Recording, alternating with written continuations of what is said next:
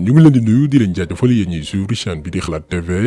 ñu leen di dalalaat ci seen jàngatu bés bi. tey nag dañuy wax ci doomu iblis yi ñi nga xam ne dañu bëgg a taal Sénégal kenn ci ñoom di Madiambal Diagne nee naa leen ñoom bu ñu tàyyiwul ci tout le temps di xool nu ñuy taalee réew mi ñun itam duñu tàyyi ci taal xel yi ba ñu bañ a tombé ci seeni piège. léegi yamatuñ ci wàllum terrorisme mais jàmmaarloo entre ay xeet lañ fi bëgg a indi.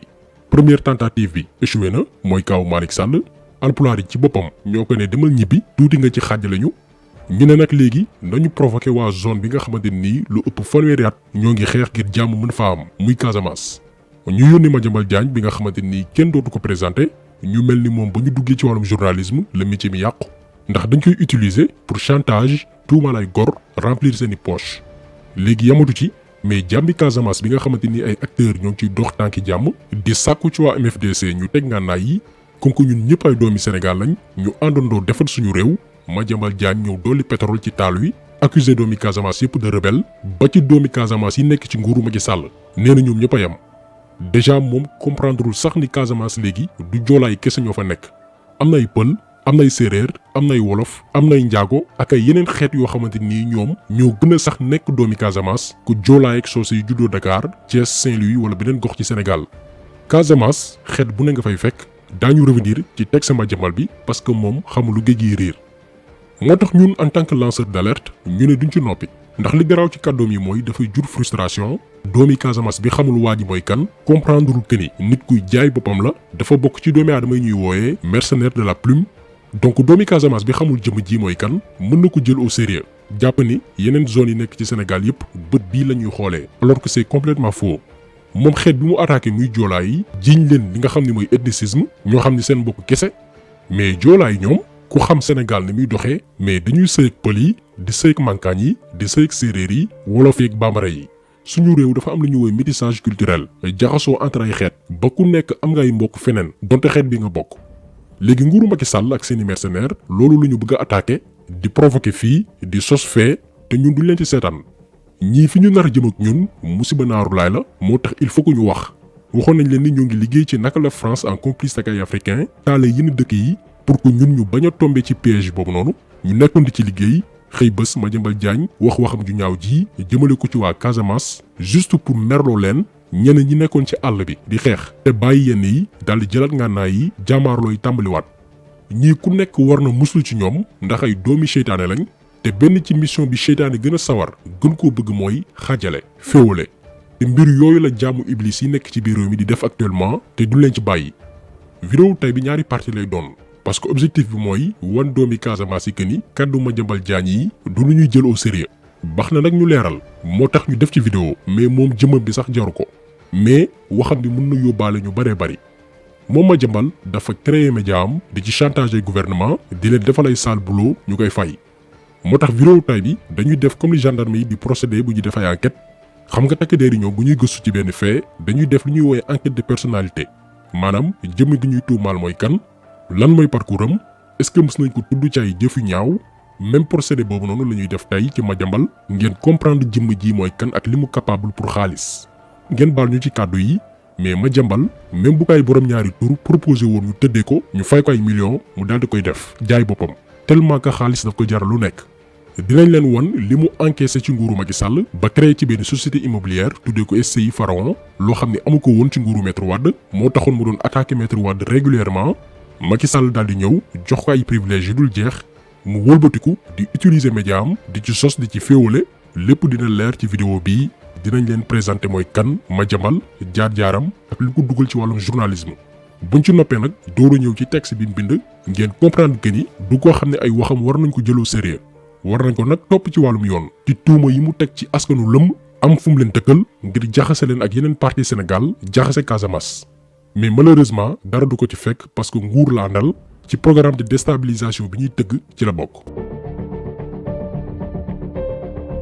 ku dégg turu Madiambal Diagne journaliste da ngay foog ni sénégalais la bu jàng ba dem université def parcours académique dooru dugg ci wàllum journalisme maanaam métier mi nekk passion ci moom mais déedéet demeewul noonu. Madiambal Diagne ci parcours am musul xalaat nekk journaliste daf ci dugg ndax ñàkk pexe daf ci dugg ndax fayantoo gannaaw ay luubaleem defoon ci benn secteur bi mu doon yëngu daan ci ñëw mais li ñu war a xam mooy Madiambal Diagne gannaaw ba mu amee bac ba noppi jaar na fi nga xam ne mooy CFJ muy centre de formation judiciaire centre bi la ñuy former ñenn ñi yëngu ci wàllum yoon ñu ci mel ni ay magistrat ak ay greffier mën na leen jox benn exemple muy Souleymane Teliko di président wu mbootaay bi ëmb magistrat yi nekk ci biir réew mi ci école boobu noonu la génnee Madiambal Diagne moom itam foofu lañ ko formé muy CFJ mu génn doon greffier maanaam koo xam ne bu procès amee tribunal mooy bind échange yi di ko traduire di ko tënk ci ay këyit di def ay procès-verbaux di bind itam yenn décision wu yoon lii moo nekkoon liggéeyu Madiambal Diagne musul xalaat ci àddunaam nekk journaliste. mais comme que dafa nekk koo xamante ni dafa yàgg yàkkamti àddunaam wax nañ leen ni xaalis jaral na ko lu nekk jaral na ko jaay boppam bi mu nekkee woon greffier dafa daan falsifier ay procès-verbaux maanaam nit day témoigner lii bu ko waree bind wax leneen lu ci bokkul ñu koy corrompre muy def liggéey bu salte boobu noonu. Madiambal Diagne demoon na sax ba naan moom magistrat la di arnaquer ñoo xamante ni dañuy am problème ak wàllum yoon boole ci di ci chantage ay jigéen. bi mbootaay yëngu ci wàllum yoon demee ba découvrir loolu noonu ci lañ ko radier dañ ko dàq ci fonction publique pour faux usage de faux maanaam di bind lu wérul ak usurpation de fonction maanaam wooteloo newul parce que dafa doon naxay doomi aadama na leen magistrat la mën naa leen génne ci situation bi ngeen nekk alors que moom simple greffier la woon. kii mooy Madiambal Diagne li ñu wax nii ñemewu koo weddi journal la yor suba bu ko neexee weddi mais xalaatu ko. trafiquant de personnalité la boo xamante nii wuruj tappale ak luubal moo tax ñu dàq ko premier liggéeyam. léegi nag puisque journalisme moom mooy benn ci secteur Sénégal yoo xamante nii kenn protégé wu ko ku jóg dugg si ne journaliste la Madiambal Diagne comme que amatul avenir ci li mu jàng muy wàllum greffier ndax ndëngteem ci la duggee ci wàllum journalisme te kenn formé wu ko. amul éthique mooy li nga xamante ni benn école du la ko jàngal yow yaa koy jombale sa bopp. Madiambal Diagne amul loolu gis ngeen jaar-jaaram sàcc ak turande moo tax ñu dàq ko fa mu doon liggéeyee xamul itam lan mooy déontologie maanaam règle yi nga xamante ni moo tënki métier bi du journalisme Madiambal Diagne xamuluy loolu. donc ngeen yaakaar ni ku mel nii bu duggee ci milieu presse bi nga xamante ni kenn organisé wu ko dina soppeeku jamais moo tax carrière am yëpp ay toj-toj la ci def na mu daan luubalee ba mu nekkee greffier lu ko raw la nekk di def ci milieu média bi. benn ci njombeem yi gën a mag mooy dafa ne woon dafa jël revanche am ci état bu Sénégal rawatina magistrat yi nga xamante ni ñoo ko dàqalu fonction publique léegi comme que jotoon na sàcc ay millions yu bëree bëri ba mu nee woon greffier ci luubal ak truand mu créé journal Le Quotidien en 2003 pour régler ay comptam. le 1er juillet 2004 mu bind benn article tuddee ko magistrature c'est bon juge que Wade ne veut pas yàq deru ay magistrat tuumaal leen parce que nee na dafay fayu maanaam sàcc bu yuuxu sàcce yi moom bañ ko dàqee uli ko mu am jom di làqatu mais dafa créé média mer ngemb gàddu làmmiñam bu rëy di wër di wax. quelques jours après ba mu bindee article boobu noonu précisément le 12 juillet 2004 lañ ko jàpp ci wax lu dul dëgg waaye itam ñàkk wormaal suñuy institution normalement période boobu noonu 3 ans jàpp 5 ans de prison lañ ko waroon tëj mais maître Wade moom comme que ndeysaan xol bi dafa rafetoon bokkut ak waa ji fi nekk di fayantoo maître Wade moo ne nañ ko baal loolu moo taxoon Madiambal Diagne tëddul woon peine bi nga xamante ni moom la yoon prévoir muy ñetti at jàpp juróomi at kaso. beneen mbir bi gën a garaaw bi Madiambal Diagne di def ak journal bii di Le Quotidien mooy di chantage ak politicien maanaam dafa yor sa dossier boo ko neexalee mu bàyyi mu jàll boo ko faalewul nag mu yàq sa der ba dollil la sosal la. comme que Macky Sall moom média yi bokk nañ ci li mu gën a ragal moo tax ba mu faloo la majorité ñëpp la jënd mu neexal Madiambal Diagne ay terrain 2 ans gannaaw bañ ko falee moom Macky Sall la ñu jox Madiambal Diagne 5750 mètres carrés ca ñàgg pël ñenn ñi daañu wax naan délibération la mairie moo ko attribué. mais bu leen fàtte ni délibération du valable tant que représentant wu état approuvé wu ko comme ni ngeen ko gisee nii noonu lañ jébbalee Madiambal Diagne 5750 mètres carrés ca ñàgg pël fait quelque temps titre foncier am lay doon moo tax actuellement muy neexal Macky Sall ci campagne bi nga xamante ni ñoom ñu ngi koy dëgmal maanaam tas Sénégal. ñu yaakaar ni fa la ñuy yem moom Madiambal Diagne créé le 29 septembre 2016 société immobilière bi nga xam ne mi ngi ko tuddee SCI Pharaon parce que promettre nañ ko ni daañu la jox yeneen terrain ci Sénégal. le 17 juillet 2018 Mamour Diallo jébbal société bii di SCI Pharaon titre foncier wu 2 hectares ca Mbambilor moo nekk nii ngeen di seen moom Madiambal ñemewu ko weddi parce que ñun bu ñuy wax ci wàllum suuf ay kayit yu leer a leer la ñuy génnee. ñu toog 2 ans Macky Sall joxatu ko terrain Madiambal Diagne ne xaaral ma def sama mënin maanaam chantage ci la bindoon article am boobu noonu juróon fi coow en juin 2020 daal di koy titré finalement ils ont fait pire que les Wade avec nos terres. maanaam nguuru Macky Sall ni ñu def ci suñu suuf moo raw taw maître Wade alors que période bi muy bind lii fekkoon nañu jox ko 5750 mètres carrés ñàgg pël ak 2 hectares Bambilor pour wol leen rek naa féqu Madiambal Diagne mais période boobu noonu dafa amoon lu mu bëggoon da doon chantage Macky Sall ci article boobu noonu la bindoon ni Macky Sall jox na sax benn sëriñ 9 hectares sëriñ boobu noonu dal di koy jaayee 5 milliards te Madiambal waxul ban sëriñ la génnewul papier yi le lendemain yenn site internet yi ne sëriñ Bass Abdou Khadre la ñu bari bindoon nañu message jamono jooju naan wax leen ci terrain bi ñu jox sëriñ Bass Abdou Khadre comme ni ñu tàmmee di ko defee rek ñu seet fépp parce que bu ñu la attribué terrain rawatina titre foncier dañ koy enregistré fi nga xamante ni mooy domaine donc pour am ci information yomb la boo amee ay réseau mën nga ko xam mais ba ñu defee suñu vérification gisuñu fenn 9 hectares yoo xamante nii mi ngi ci turu sëñ Bass Abdou Khadre benn waay bindoon nañu message jamono jooju daal di ñuy attaqué wax ñu lu ko neex parce que nee na dafa bëggoon ñu wax ci dossier wu sëñ Bass Abdou Khadre parce que am na ñoo xam ne itam dañuy profité ci occasion yooyu noonu pour régler seeni compte ñu ne ko ngir yàlla boo ci amee ay këyit yu leer yi firndeel ni jox nañ ko ay suuf envoyé ñu ko ñun dinañ ko publier parce que suufu Sénégal la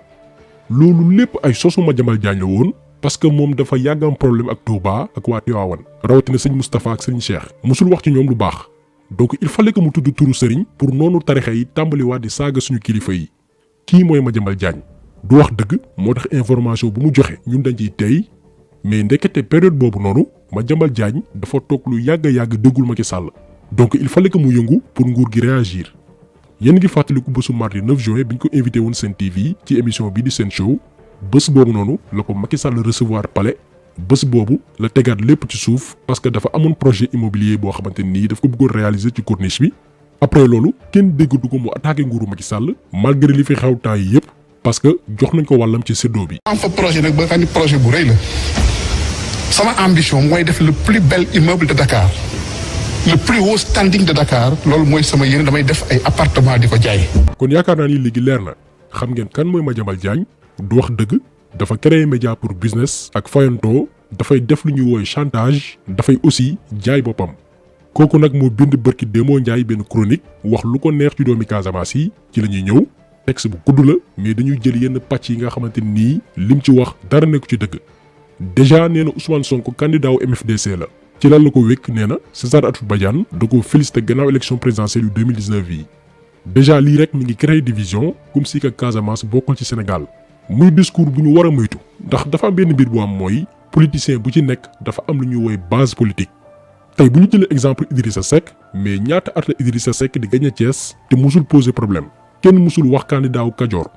ñaata at itam la Macky Sall di gagné Fatick ak Matam te moo te kenn waxul candidat wu xeetu nangam parce que ku nekk dafa am base politique maanaam foo xamante nii fa nga ëppee doole fa nga bàyyeekoo fa nga cosaanoo loolu réalité politique la depuis les indépendances léegi nag mënuñ ko nangul politiciens yi fi mës a jaar ñëpp bañ ko nangul benn doomi aadama muy Ousmane Sonko dafa am yoo xamante ni stigmatisation lay ndiru te Madiambal ak ñi ko yónni loolu la ñu bëgg a créer Sénégal ñoo ngi xam ba taal boo xamante ni bés bu tàkkee ñoom sax duñ ci mucc gis nañ ni sénégalais yaa ngi booloo manifestation yi fi mujjoon am sénégalais yëpp la concerné du Casamance dong dëkk bi yëpp a doon tàkk léegi nag ñu bëgg a créer division ci loolu la ñu nekk instant bii di ko tëgg te buñ leen ko may. Madiambal daal di ñëwaat ne manifestation yi mujj Ousmane Sonko dafa woowaa MFDC ngir ñu jàmbaarloog suñu takk der yi nee na rebelle yooyu noonu ñoo doon attaqué supermarché yi di taal këru jàmbur yi nee na am na sax ñoo xamante ni dañoo jël ay oto jaar Gambie yegg si Dakar te ay rebelle lañ identifié nañ leen mais li yéema ci texte bi mooy Madiambal Diagne dafa ñëwaat daal di wedd la ma waxoon fenloo boppam xam nga dafa ne ay rebelle ñoo jël ay oto jaar Gambie ñëw manifester Dakar d'ailleurs identifié nañ leen xam nga ku ñu identifié moom dañ lay jàpp léegi nag mu daal di ñëwaat ci biir texte bi ne ba Ousmane Sonko defee conférence ba pare ne léegi bàyyi leen xeex bi ci yenn quartier wu Dakar gis nañ ay jeunes yu jël ay oto di dellu Casamance maanaam yow nga gis kuy ñëw pour nee na taal Sénégal jugee Casamance jaar Gambie nga bàyyi ko mu ñëw mu taal ba noppi yaa ngi koy gis nga bàyyiwaat ko mu ñibbi tranquillement jàppoo ko waxoo ko dara maanaam ñu mel ne Madiambal Diagne bu ñuy bind du ñu sax bàyyi xel ndax fen yee leen di ëpp doole ba lëndëmal seeni xel. mu ñëwaat wax benn wax boo xamante ni lim ci jublu mooy tas Casamance jaxase ay doomi Casamance seen biir ndax ku ne xam ne ni Casamance mooy dëkk bi gën a métissé Sénégal doy joolaa kese ñoo fa nekk am na ay Casamance yoo xamante nii ay wolof lañ ay pël lañ ay mankaañ ay manjaak wala séeréer Casamance zone cosmopolite la xeet bu ne nga fay fekk mais ci biir texte am Madiambal Diagne dafa ñëw ni boo seetloo sax responsable APR yi nga xamante ni ñoo ñemee critiquer Ousmane Sonko di dal ci kawam te bàyyi ko Casamance mooy ñi nga xam ni du ñaay joolaa mu cité ay tur mais am na ñu ànd ak Macky Sall moom Madiambal mooy wax ba léegi mu ne mosuñu leen dégg ñu dal ci kaw Ousmane Sonko parce que ay joolaa lañ mu daal di cité Aminata Assome Diatta cité Gnima Goudiaby cité Kouma Ndiaye cité itam beneen membre Benno Bokk Yaakaar nekk réew mi muy Lamine Badji mu ne ñii daal Macky Sall la ñu àndal mais kenn mosu leen dégg ñu attaqué Ousmane Sonko ndax ay joolaa lañ maanaam discours Madiambal bi moo dangereux lii ba mu ko waxee guddi googu waru woon fanaan këram ndax guerre civile la bëggoon déclencher ci biir réew mi